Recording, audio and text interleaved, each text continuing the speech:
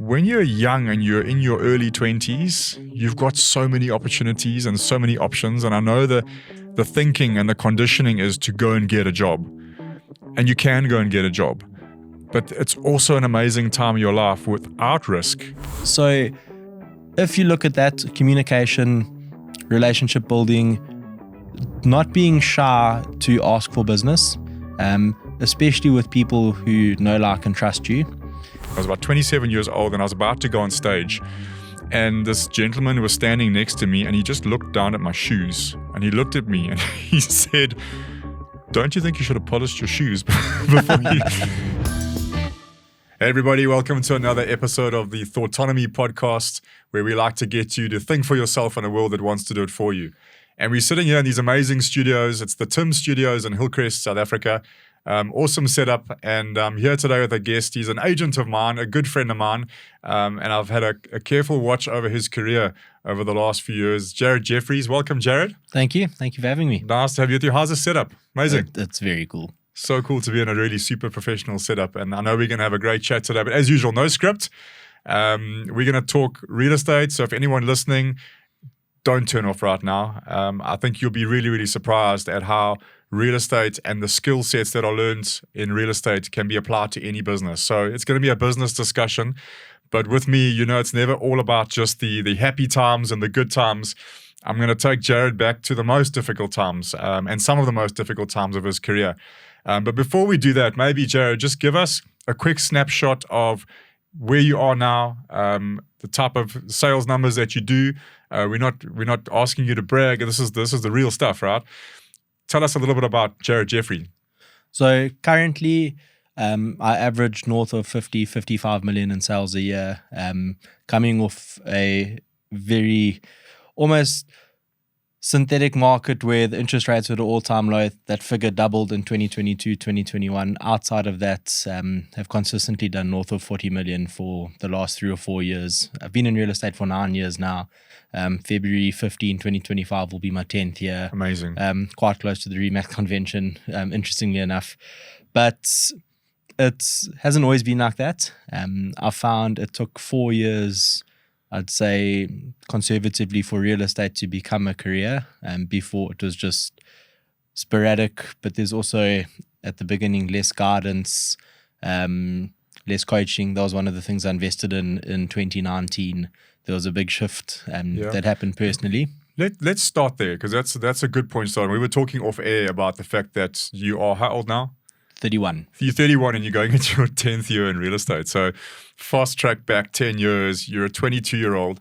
And I mean, I've always been of the opinion, and again, this is where our thoughts sometimes can hold us back. So my thinking has always been 21, 22 is too young to be a real estate agent. And the reason why I've always believed that is because at 21, 22, your network, so the people who you're going to pull business from, are not really in that buying or selling age of their life. However, the two people that I know who have been like some of the most successful real estate agents that I've known as young people, yourself and Joshy, both started at 21.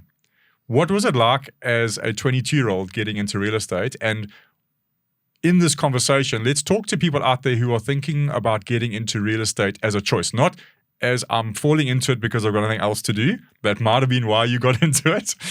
But let's talk about your journey as a young 22-year-old and how somebody out there who's listening can go, yo, this is something that I can actually choose because the opportunity is amazing in real estate. So I will say I did fall into real estate, but it has been in and around my life for the majority of it. When I was in school, my mom was an agent. I used to work the reception desk for 200 Rand a weekend. So I've interacted with buyers and sellers, mostly complaints, because then the landline used to ring before cell phones.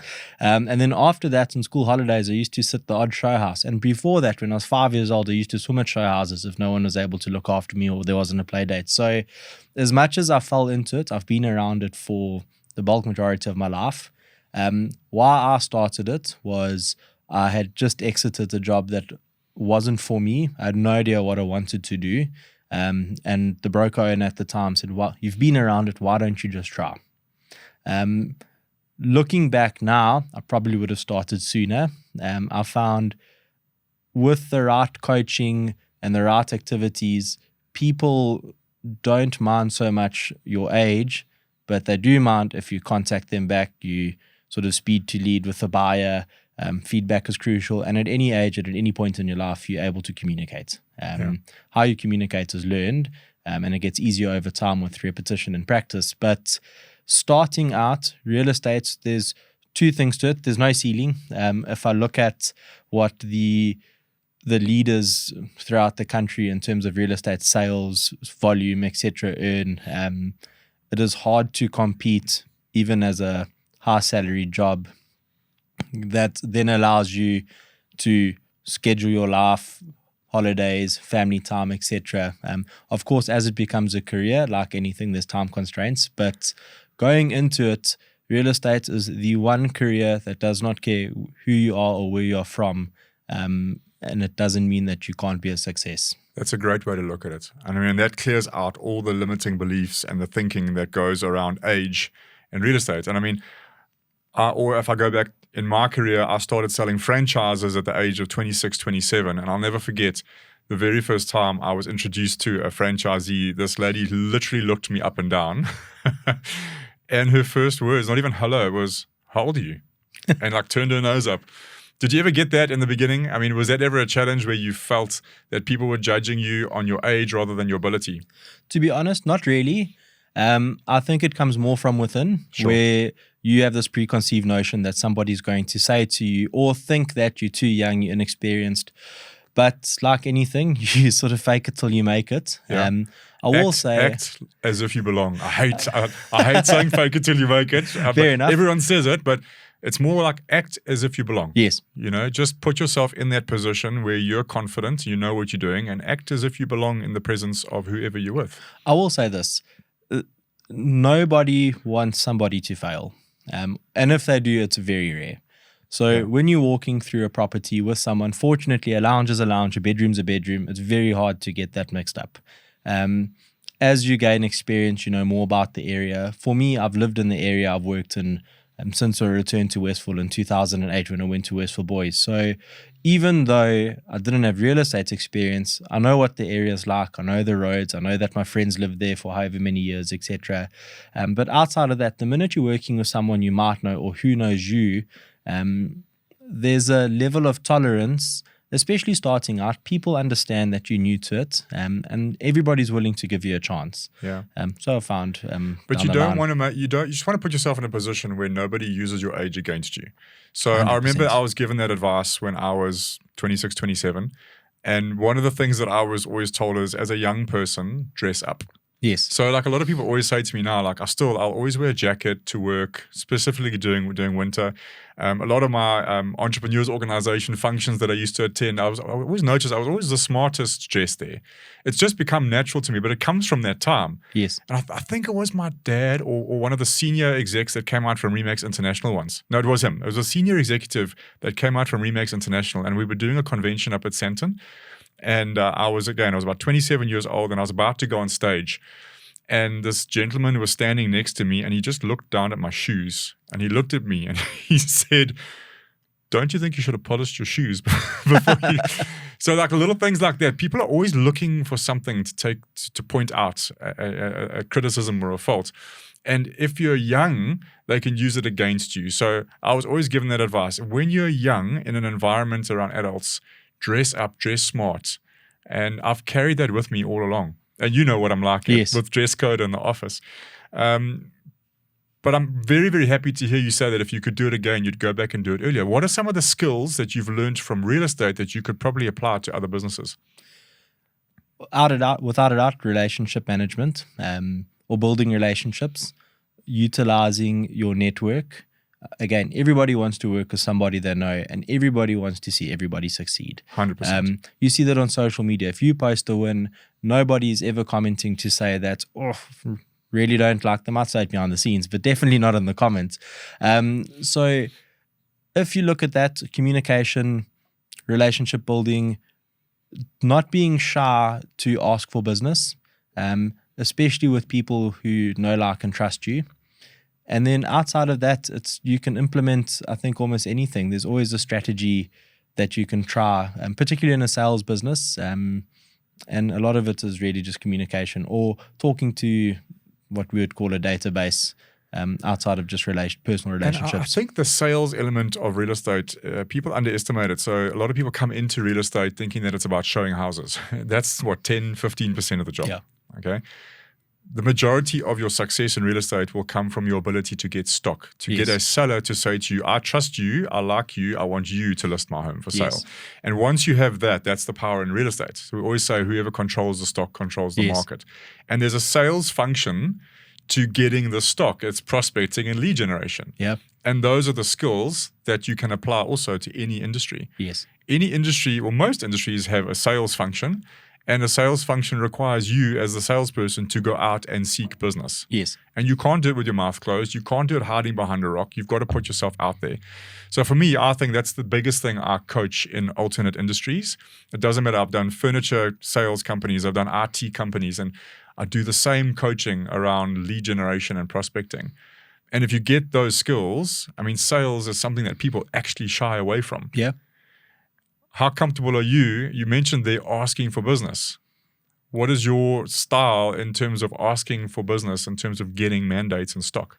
So let me just say, when I was entering real estate, if you had to ask me outside of it, I would have told you it was the easiest job. All you do is talk to people.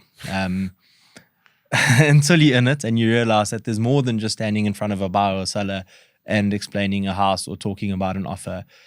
Asking for business, again, comes with confidence, one in your own ability and the perceived confidence in somebody's thought how good you are. But it also takes practice. And if you don't practice asking for it, it doesn't happen. Absolutely. Because you shy or you don't ever want to feel pushy. But at the end of the day, especially as an agent, that's your job. Your job is to follow up and give feedback for the most part. Absolutely. And outside of that, the follow-up and feedback either results in business or it results in a learning opportunity, and you take it forward. But so I always say to people, everything you need in order to be successful, you already have. Yes. You must have heard me say this a million times. And when I say everything you need in order to be successful, you already have, there's three things that I always refer to. Number one is your mind. Yes. We all have a powerful mind. We don't use the processing power of our minds as much as we can, but more than that, we fill our minds with negative cuck that we keep repeating on a repetition all the time. So we don't use our minds enough. The second thing that we have is resources and access to resources. There's no amount of information that you cannot find if you just literally pick up your phone and type in a few letters into Google. Right? Time is also a resource. We have it in abundance. We don't use it correctly. So we don't use our resources enough. And the third one, which is the most powerful for me, is our network. Yes. You already have a network. As long as you know people and you're able to build relationships with those people and stay in touch with those people, you will get business from those people, because the people in your network, as you've just so rightly said, they want to see you succeed. And we always see this, and this is not even age dependent. When agents come into real estate, the first thing we try and get them to do is to tap into their network, and they hold back. Why? Oh, I don't want to be a pushy salesperson to my friends. We're not asking you to. We're just asking you to develop and build relationships so that you're always top of mind. Yes. And you've positioned yourself as their real estate agent of choice when they're ready. Yes. That's all it is. It's that you open for business if they want to, or when are they ready to do business with you. And sometimes that's instant. That's a phone call and a result. Sometimes it's a seed planted or a conversation had at Spa or Pick and Pay or whatever it might be. And 3 years down the line, you get a message out the blue to say, Jarryd, my mom's thinking of selling her house. Could you help her? Yeah. It's long-term seed planting. Yes. Seed planting and watering of relationships that will lead to business over the longer term. But as we always say, if you're not doing it today, don't expect results in 2 months' time. Yeah. So the longer you take, the longer it takes. So that's real estate, the skills you've learned, but it's not always easy, is it? It's probably it is also one of the most challenging industries to get into. We've got the whole element of emotion, dealing with buyers and sellers who are typically going through an emotional transaction, and you got to be the rock solid person in the middle. Take me back to probably what was your biggest challenge, because people look at Jarryd Jeffries now, you're a top 5 agent in KZN, you're the top agent in your market. And people look at you and go, oh, life's easy for Jarryd. But it hasn't always been like that. And that's the thing with success, is there's always a story behind the success where there's been challenges, and people don't see that. What has been your biggest challenge in real estate? So there's a few. Like anything, there's no ceiling in real estate. What they don't tell you at any sort of entry level interview or opportunity, there's no floor either. Yep. The ground can quickly fall away from you.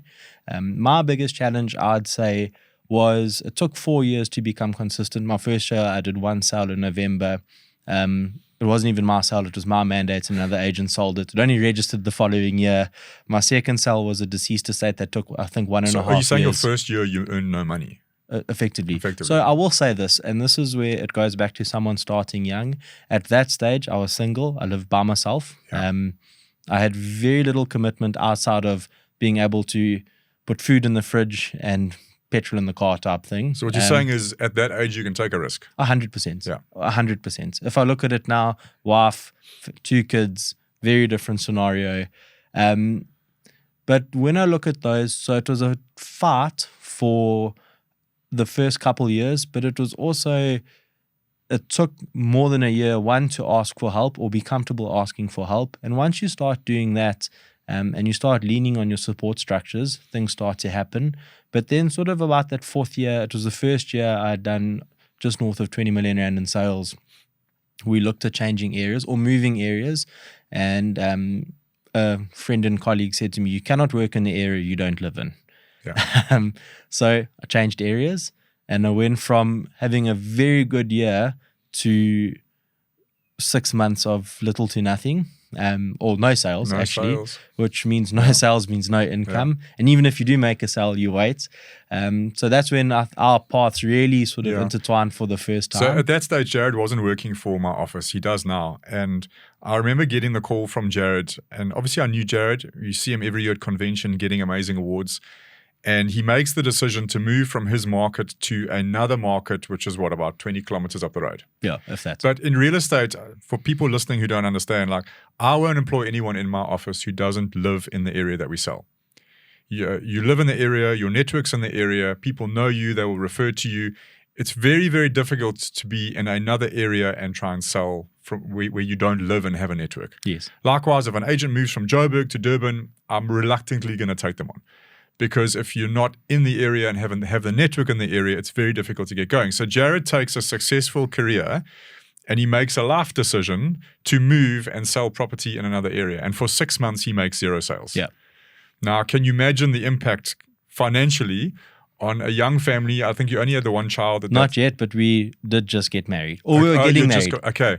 So now there's that pressure of you providing for a family. And suddenly there's 6 months no sales, and I get this phone call going, Grant, I need to come to you for coaching. And I'll never forget that day in my office. You were very emotional. Yeah. What were the emotions that you were carrying that day? There's always an element of failure. When your back's against the wall, sometimes it feels like you can still go further backwards type thing. Or how easy is it going to move forward? Yeah. But that's also when it's hard. I will say this: it's hard to then make an investment in yourself where you want to or you feel you should be prioritizing that somewhere else. Yeah. I remember that conversation. So Jarryd's now, because he's not in my office, he's got to pay me a coaching fee. And can you imagine having your back to the wall? You haven't made a sale in 6 months, and your money's drying up, and somebody says to you to invest in yourself right now. Here's the cost that you're going to pay. That was a massive step. It's big. And I still remember saying, well, would you look at it as like a pay per session type thing? And you said no. Yes, I'm horrible. Terrible. But in hindsight, it's like anything. Like once you've got skin in the game and you've now handed over money, you fully invested. And it's the most powerful form of accountability. And I know it's easy to say that as the person who you're giving the money to, but I've been on the other side of that. Yeah. Where I've been sitting in an audience with an international guy charging dollars. And there was something about me that day that said, if you pay this, you're going to do it. Yeah. Because I'd had many coaches in my life that maybe weren't paying me or I was paying them a minimal fee. It's so easy to not do what you're supposed to do. Yeah. But when you put skin in the game and you invest in yourself, there's like this accountability force that goes, if you're going to pay this, you better do it. Oh, yeah. And I've taken that in my life on every single coach that I've had since. If I pay somebody, I do it. Yes. It's fair. So you pay me the money, and what I admire the most about you in that time is you just took action. So then the whole grant coaching thing of, all right, what do you want to achieve? And I think you set a goal for the next year to do R1 million in comm, and you nailed that in 6 months. Yeah. Like, how powerful is that? Your back's to the wall. You've now invested in yourself. Here's the blueprint, Jarryd. Let's get to business and let's start working. And you were incredible just in terms of the activity. So the fastest way to rebuild confidence is to take action. Yes. And if you've got the right blueprint and you believe in the right person guiding you, and you just follow with discipline, the results just started coming. It was actually incredible, wasn't it? And all it was, for the most part, was leaning on your network. Yeah. Again, and it always goes back to nobody wants to see you fail. And if you're asking for the business and they feel you're competent, they'll do it with you. And then you so obviously we worked through it. It turned out to be okay. I'd say the next... Well, hang on. Turned out to be okay. The goal that you set for yourself, this is all you, by the Yes. way. Like, I'm just the guarding the coach, right? The goal that you set for 12 months, you got it in 6 months. Yeah. Which then shows you that anything's possible. Oh, yeah. And what I mean by that is, if we have a goal and we break it down into activities and we do those activities, we'll get to the goal. Yes. But you've got to stick with the activity. Yes. So if you can do the 12-month goal in 6 months, that means you were doing double the activities. Yes. You just pumped the activities. So any number you want, you just break it down into the activities. And as long as you do them, you'll get the goal. So Yes. anything's actually possible. But other things sacrifice along the way. How's life changed since you've had the kids? So even before that, so you rebuild confidence, you rebuild momentum. Then we went into COVID. Yeah. Now that year, my goal was to do 40 million in sales. So to double effectively. Yes. Everything was in the right direction until we got handbraked in March. We'd just moved in together. Baby was on the way. And then for 3 months, there was nothing or no activity. Although we still did the work, we just weren't showing homes. We weren't seeing sellers. And then again, although we were shot out of a cannon, the interest rates at 7% certainly helped. Pause on that, because I believe there were so many opportunities that were presented to us during COVID that we maybe didn't see at the time. And I remember you during COVID, you really took the lead, what I'll refer to as a growth mindset. So you either have a fixed mindset or a growth mindset. Yes. A fixed mindset is, I make future decisions based on what's happened to me in the past, including bad experiences that I'll avoid in the future. I'll never try that again because this is what happened in the past. The growth mindset is, I'm going to learn, I'm going to be continuously curious, and anything's possible, just multiple different ways of doing things. And you started reaching out during COVID to some of the top real estate people around the world. Yes. And the next thing we knew in our brand, we were having these private one-on-one Zoom sessions with guys like Jordan Cohen, the top real estate agent in the world. Daniel Daggers, he did a session with us. He's now on Netflix with Buying London. Yeah. And you started doing this. You started reaching out to people in Australia. Yeah. And I think from that period of time, I don't know if there's anyone in our brand in South Africa that is more well-known internationally than you. And you've kept those relationships going. Yes. So that's opportunity for the future. Yeah. And again, it all comes down to, are you prepared to ask? Fortunately, everybody had a lot of free time, but it was quite special. I mean, outside of that, we had Victor Matfield as well. He said yes to us. Okay. And we nearly got Tom Ferry, who's a very well-known top coach in the world, real estate coach. So it's just about one asking. Who was your favorite? If we of all those people that we listened to during lockdown, who was your favorite? So it's probably a toss-up between Jordan and Daniel for two different reasons. If I look at Daniel, when I first sort of found him on Instagram, he had 3,000 followers, now probably into the tens of thousands, has a Netflix series. But he went from being an agent to a business owner. So it's very aspirational if you look at that transition and what it's like to then running a business. Whereas Jordan is a through and through estate agent or real estate agent. He's a single agent. He's got a couple assistants and he does north of $300 million in sales a year. I remember he was showing us his listing presentation style, and it was really, really valuable. So you pull information or you pull value out of every single person. We also had the CEO of Freemax Global at the time. and just what's happening in the company. But then you look at like Rob Levy, who I'm still very good friends with today in Australia. You take what you enjoy or what Absolutely. add value to you. And I think if you had to ask, it started with 4 of us just having a chat from Joburg, Cape Town, and also Cape Town, through to hundreds of people every week, getting to listen to these people tell their stories, their experiences. It's And incredibly powerful. you've pushed on from then as well. And again, this is a lovely message to any of the young people or the younger people watching, or even the more experienced people. You never stop learning. Yeah. And I think if you ever get to a place where you believe you know everything, you're in trouble. Yes. Because markets change, technologies change, dynamics of everything changes over time. And if you're not adjusting all the time and learning, then you're going to find yourself becoming irrelevant very, very quickly. Yeah. And there are 4 stages of learning, which I just want to shoot through quite quickly right now, just to show you the danger of this. So the first stage of learning is the unconscious incompetence. Yes. In other words, I do not know what I don't know. And we see this with people coming into real estate all the time. Or imagine someone learning to drive for the first time. So you've watched your parents driving and you think it looks easy until you sit in the seats. Then you realize how much you don't know.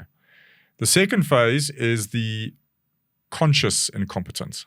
Now I'm aware consciously of what I don't know, and I know that I've now got to start learning it. So that's the daunting phase where you go, real estate is difficult. I've got so much to learn. But we start doing it, right? Oh, yeah. We take action and we get to the third stage, which is the conscious competence.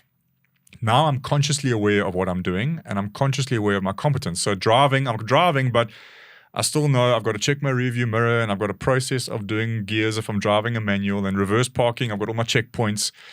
The fourth stage of learning is the unconscious competence. Now I've done it so many times, I do it almost unconsciously. Yeah. So I can drive from Joburg to Durban and I'm not consciously aware of what I'm doing because I'm WhatsApping, I'm talking on the phone, I'm talking to the person in the car, I'm changing the music station, I'm daydreaming. And before I know it, I'm in Durban, but I've driven there perfectly well. Now, we all think that's the place you want to get to, where I'm so good at what I'm doing, I just do it in my sleep. Yeah. But when things become unconscious, we're actually no longer aware of it because we're just doing it on an autopilot. And when things start to change around us, new technologies, new ways of doing business, I mean, you got to stay on the edge to stay ahead of your competitors. But if you keep doing what you've always done, you will become irrelevant. So this unconscious competence is actually dangerous. Yes. Because if you keep doing what you did 30 years ago and the market and the world around you has changed, then you're going to be in trouble. So what do you do as a real estate agent to stay abreast and to just, keep moving with this growth mindset?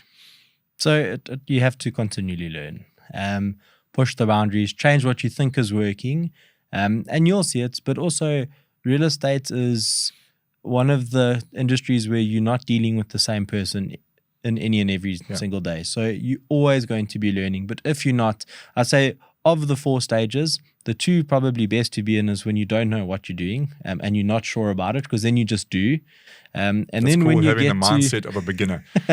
and then you get to the 3rd stage where you're aware of what you're doing, but you're continually adjusting because you know what you're doing is working. But at the same time, you're still prepared to change and adjust. But the concept of learning, this is for the people listening out there, right? Especially the young ones, because we get out of school, we finish university, we don't want to learn again. Yes. But when you say learning, it can sound boring. What type of learning do you mean? Where do you learn from? Where are you going to get your learning that keeps it exciting? A lot of it's, funny enough, Instagram. You see what large brands are doing, but you also see the growth from when you stumble upon them 5, 6, 7 years ago through to what has changed, how they're implementing it, what stayed the same, what falls out. And you look at offices overseas in particular, the things that they do, fortunately, they're continually pushing. So we know sort of what will work or what's going to come. But podcasts, I'm not the best reader, but I do enjoy listening to a book. Did you read this yellow book? I got through a lot of it. Well, you haven't finished it. No, not yet, admittedly. How did we allow you on this podcast? Because I said I did. But you consume knowledge, and again, what you identify with or you find value in will always stick. and then the things you move on with. But not everything that's said is always going to be how you would do it. So now you have to adjust it to your style. But like anything, you first start something, it feels uncomfortable, you do it a little bit more and a little bit more, and all of a sudden you enjoy it. And again, for me, it always comes back to everybody wants to see you win. So when you're trying something, there's always going to be far more encouragement than somebody saying, oh, you should never do that again. Look, unless it's something completely out there that you maybe shouldn't have done, but then you'll know. But you're right, I mean, a lot of people talk about the negatives of social media, especially with youngsters and the things that they're exposed to, but the positives that are there are massive. And I just listen to my kids giving me statistics and facts, and I always say to them, boy, where did you hear that? TikTok. Yeah. So it's delivered in a funky, vibrant, modern way. And as much as there is all the rubbish that's there, there's a lot of learning, and there's a lot of learning on entrepreneurship on social media, and these youngsters are absorbing it. And I think coming out of school, where you typically come out with an employee mentality, being exposed to all these concepts and ideas on entrepreneurship is really, really positive, and it's being consumed in an entertaining way. Yes. So, I know you follow a lot of people overseas. I'm always following people overseas.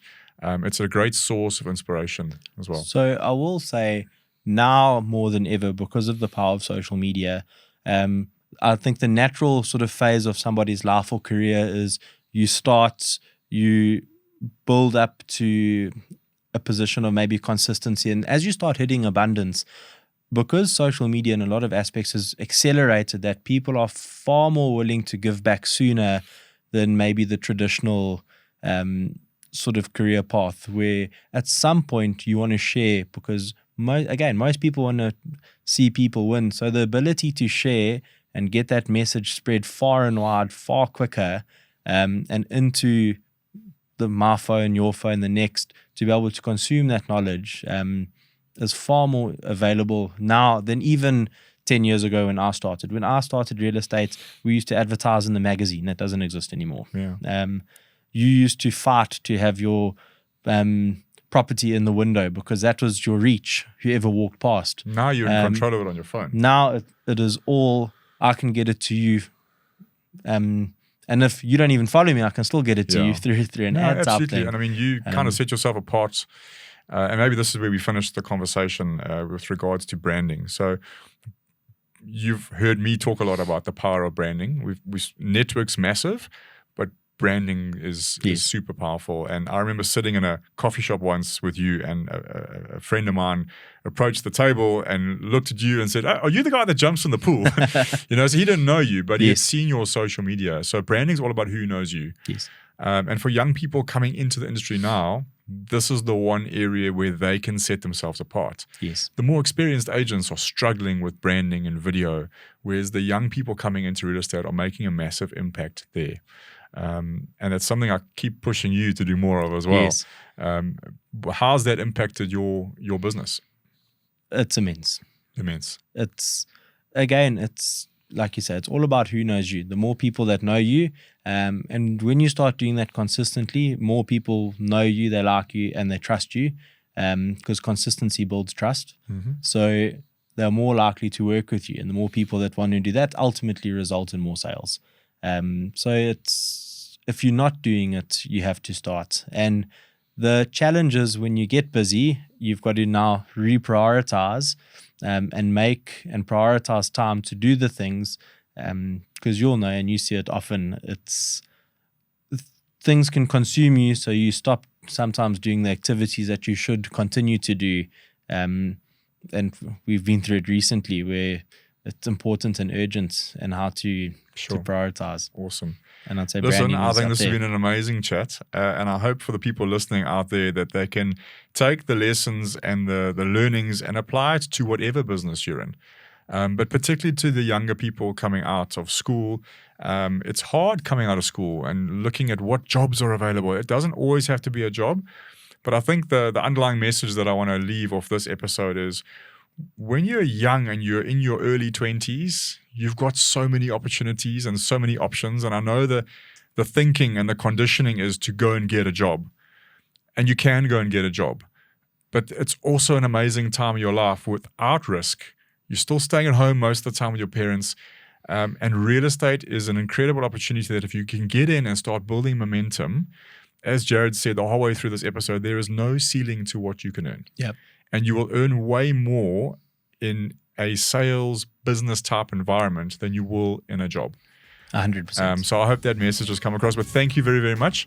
Thank you. It's been an awesome chat. And I look forward to seeing you continue to grow over the rest of your career. Thank you. I appreciate it. Thanks, Put. Cheers. Enjoy.